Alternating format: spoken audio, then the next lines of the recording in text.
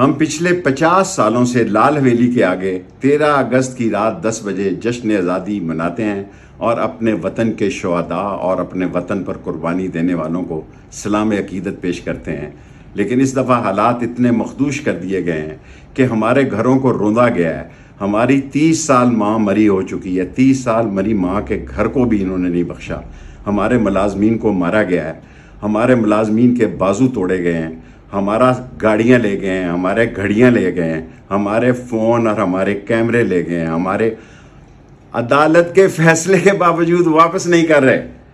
लेकिन मैं इंशाअल्लाह ताला कौम को ये बताना चाहता हूँ कि नस्ली हूँ, असली हूँ और रावलपिंडी और पाकिस्तान की इज़्ज़त के लिए दोस्ती को कभी दाव पे नहीं लगाऊंगा। इम्तहान के वक्त दोस्तों के साथ खड़ा हूँगा, इज़्ज़त की मौत को तरजीह दूँगा।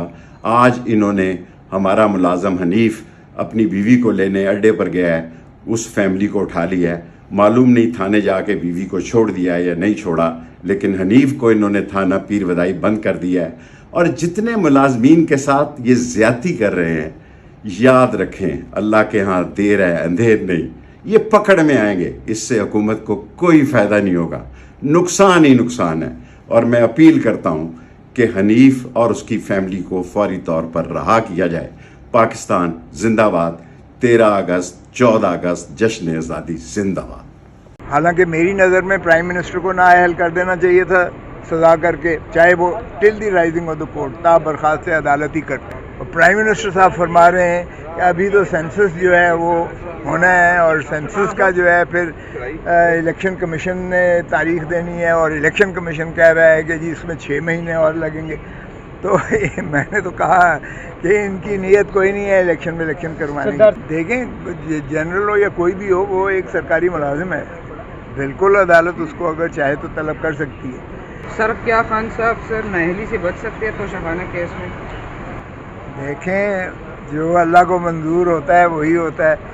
कहते हैं मैन प्रपोजेस गॉड डिस्पोजेस। अगर अल्लाह ताला ने ये 5 चीज़ें अपने हाथ में रखी, ज़िंदगी, मौत, इज़्ज़त, ज़िल्लत, रिस्क, अगर ये इंसानों के हाथ में होता तो एक दूसरे को सब पनाह कर देते। तो ये अल्लाह के हाथ में होती हैं। किसी के जो है बुरा चाहने से कोई ख़त्म नहीं हो जाता है और किसी की ख्वाहिशात से जो है वो बादशाह सलामत नहीं बन जाता है।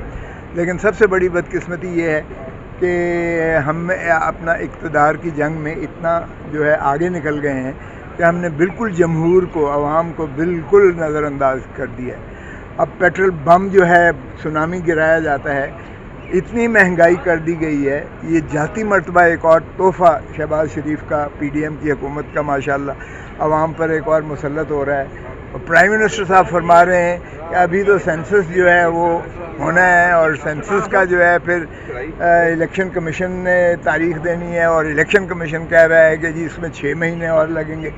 तो मैंने तो कहा कि इनकी नीयत कोई नहीं है इलेक्शन में इलेक्शन करवाने की। अलबत्ता 12 अगस्त को या शायद 2-4 दिन पहले जो इनकी एक बन रही है, शायद उससे पहले जो है तहलील हो जाए असेंबली, तो फिर जो है ये तो घर से फारिग हो जाएंगे, ये फारिग हो जाएंगे। सर, जिस तरह खान साहब ने मिलिट्री सेक्रेटरी का नाम लिया कि उनको एक गवाह के तौर पर पेश किया जाए, तो सर क्या कानूनी तौर पर सर उनको अदालत में पेश किया जा सकता है? सर हाजिर सर्विस मेजर जनरल के रैंक पे सर आज देखें, जनरल हो या कोई भी हो, वो एक सरकारी मुलाजिम है, बिल्कुल अदालत उसको अगर चाहे तो तलब कर सकती है। लेकिन अगर हमारा निज़ाम ही इतना कमज़ोर हो गया है कि हर चीज़ ताबे हो गई है किसी और के और कानून की बालादस्ती नहीं रही है और आइन की हुक्मरानी इस मुल्क में नहीं है, तो फिर जाहिर है कि अगर अदालतें कमज़ोर हो जाएंगी तो फिर यही होगा। अब देखें, यहाँ चीफ जस्टिस साहब की बेंच ने हुक्म दिया कि 14 मई को इलेक्शंस करवाए जाएँ, नहीं करवाया। हालांकि मेरी नज़र में प्राइम मिनिस्टर को नाअहल कर देना चाहिए था सज़ा करके, चाहे वो till the rising of the court ता बर्खास्त अदालत ही करते। फाइनेंस में